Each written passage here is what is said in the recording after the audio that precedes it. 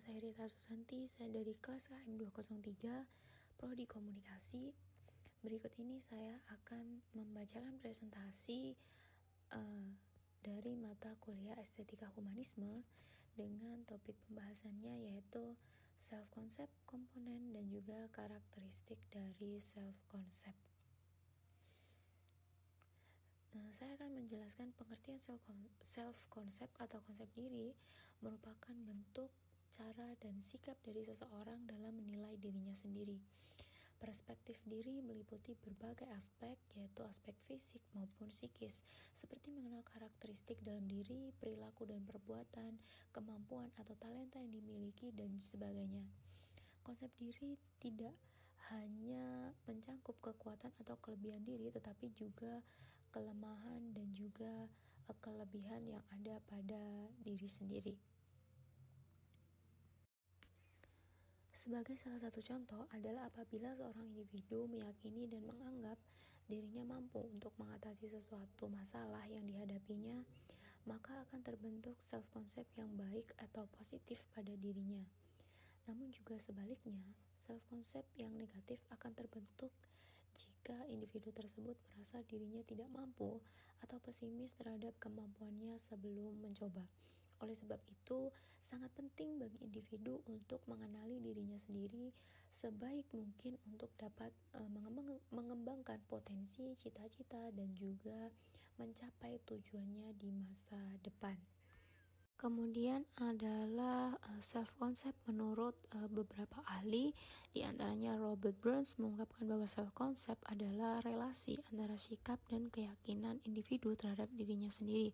Kemudian ada Budiana mengungkapkan bahwa self-concept adalah cara pandang individu dalam memandang dirinya sendiri. Selanjutnya ada Patricia Potter mengungkapkan bahwa self-concept adalah gambaran secara subjektif dari individu dan merupakan perpaduan yang kompleks mulai dari perasaan, persepsi sadar, dan bawah sadar, serta sikap dari individu itu sendiri. Kemudian ada Chawagas yang mengatakan bahwa self-concept adalah suatu cara pandang dari individu secara menyeluruh terhadap dimensi dirinya sendiri. Kemudian ada Clara R. Self-concept adalah suatu faktor penentu dari tingkah laku seseorang individu. Selanjutnya juga ada Gail Wiscard dan juga Sandra Sanden mengungkapkan bahwa self-concept adalah segala bentuk pikiran dari individu terhadap dirinya sendiri. Selanjutnya ada Rohmat mengungkapkan bahwa self-concept adalah tanggapan dari individu terhadap diri individu itu sendiri. Kemudian William mengatakan bahwa self-concept adalah perspektif terkait totalitas psikis, fisik, dan sosial yang terbentuk dari interaksi individu dengan individu yang lain. Kemudian ada Carl Roger mengungkapkan bahwa self-concept berada pada strata atau kesadaran dari diri individu tersebut. Kemudian ada James mengatakan bahwa self-concept sebagai gambaran batin seorang individu yang meliputi pengetahuan individu akan diri individu itu sendiri. Selanjutnya, komponen dari self-concept ada self-image yang merupakan perilaku individu secara fisik terhadap dirinya sendiri, perspektif atau tanggapan terhadap yang terjadi di masa lalu dan juga masa kini. Kemudian ada ideal diri yang merupakan sebuah persepsi dari individu terhadap bagaimana semestinya ia berperilaku. Kemudian ada self-esteem atau harga diri, di mana persepsi dari diri individu atas pencapaian yang diraih oleh diri individu itu sendiri. Self-esteem ini terbentuk sejak dini dan disebabkan oleh perhatian dan juga penerimaan dari individu dan lingkungannya. Self-esteem dihasilkan berdasarkan persepsi individu terhadap dirinya sendiri. Kemudian ada peran diri, di mana sikap individu di dalam suatu kelompok sosial. Kemudian ada identitas diri yang merupakan kepekaan individu terhadap dirinya sendiri dengan kesadaran bahwa individu ini memiliki perbedaan dengan individu yang lain. Kemudian terkait komponen self-concept dari beberapa literatur, di antaranya yaitu komponen kognitif dan komponen afektif. Komponen kognitif biasanya disebut sebagai komponen citra diri atau self-image, adalah komponen yang memiliki keterkaitan langsung dengan pikiran dan cara menggunakannya. Self-image atau citra diri ini meliputi beberapa aspek, seperti aspek percaya diri, daya tarik secara fisik, aspek rasa percaya diri, tujuan hidup, kedudukan dan peran sosial, serta aspek kesukaan dari penilaian individu lain terhadap dirinya. Komponen afektif lebih sering disebut sebagai harga diri atau self-esteem. Komponen self-concept ini adalah komponen kedua yang memiliki keterkaitan erat dengan perasaan. Self-esteem atau harga diri memiliki beberapa aspek, meliputi aspek perasaan, penerimaan diri, penyesuaian diri, penghargaan, serta pujian. Selanjutnya adalah karakteristik dari self-concept. Self-concept yang positif dan self-concept yang negatif. Self-concept yang positif lebih mudah beradaptasi, selalu berpikiran positif, cenderung lebih percaya diri dan optimis, wawasannya terhadap diri sendiri lebih luas, dan juga dapat memposisikan dirinya secara tepat. Kemudian self-concept yang negatif itu tidak dapat memposisikan dirinya secara tepat, cenderung pesimis terhadap kemampuan diri sendiri, lebih sensitif, cenderung sensitif terhadap kritikan orang lain, selalu memandang bahwa dirinya itu tidak lebih baik dari orang lain, atau selalu memandang dirinya itu secara negatif.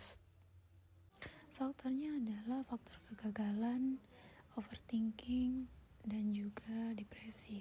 Sadar atau tak sadar, kegagalan yang terjadi pada diri individu secara terus-menerus akan memberikan pertanyaan besar pada potensi atau kemampuan diri sendiri, sehingga berujung pada persepsi bahwa dirinya lemah dan tidak dapat diandalkan. Seorang individu yang terlalu sering overthinking sangatlah tidak baik. Hal ini karena dapat mengarahkan pikiran buruk terhadap penilaian dirinya sendiri, sehingga tercipta self-concept yang negatif. Sebenarnya poin depresi ini ada kaitannya dengan poin-poin sebelumnya. Seorang individu dihadapkan pada kegagalan, ia menganggap bahwa dirinya tidak memiliki potensi lagi untuk melawan kegagalan itu dan tidak mengambil peluang atas kegagalan tersebut.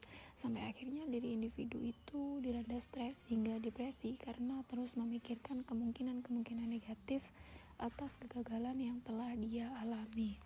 Kemudian yang terakhir akan kita bahas apa sih pentingnya self-concept untuk diri sendiri. Yang pertama, untuk memaksimalkan potensi yang ada dalam diri. Ini dapat dilakukan jika seorang individu memiliki self-concept yang positif dalam dirinya. Kemudian yang kedua, untuk membantu dirinya sendiri dalam mencapai tujuan hidup. Kemudian yang ketiga, menghindari self-sabotaging behavior. Self-sabotaging behavior sebagai bentuk dari pemikiran, sikap, ataupun tindakan yang menahan dirinya untuk meraih apa yang ia mau. Kemudian yang keempat ada mampu mempengaruhi fisik dalam menghadapi masalah. Contoh simpel saja, ada seseorang individu yang dengan berat badan yang gemuk mengikuti lomba lari. Apabila memiliki self-concept yang berpikiran bahwa ia terlalu gemuk untuk berlari, maka sangat mungkin ia akan menjadi orang terakhir yang sampai di garis finish. Namun, jika dia memiliki self-concept yang positif, ia akan berpikir bahwa dirinya kuat dan mampu untuk berlari, bahkan bisa memenangkan lomba. Jadi, sangat mungkin menghasilkan apa yang dihasilkan akan sesuai dengan yang ia pikirkan. Self-concept sangat mampu memengaruhi seseorang dalam menghadapi masalah yang ada. Kemudian mampu mengukur seberapa jauh dirinya dalam menyelesaikan masalah. Dari presentasi mengenai self-concept yang saya jelaskan di atas, maka dapat ditarik kesimpulan bahwa self-concept adalah self-concept merupakan pandangan dan penilaian seorang individu terhadap dirinya sendiri.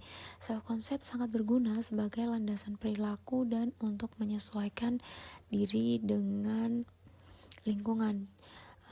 Sarannya adalah ciptakanlah self-concept yang positif supaya kita mampu untuk membentuk kepribadian yang baik dan menyayangi diri kita serta menerima diri kita sebagaimana adanya dan berkembang ke arah yang baik dan juga ke arah yang lebih positif untuk kedepannya.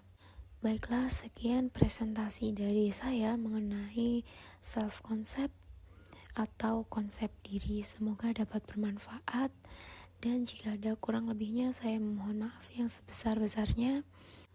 Demikian presentasi dari saya Rita Susanti dari kelas KM 203 Prodi Komunikasi. Terima kasih dan sampai jumpa.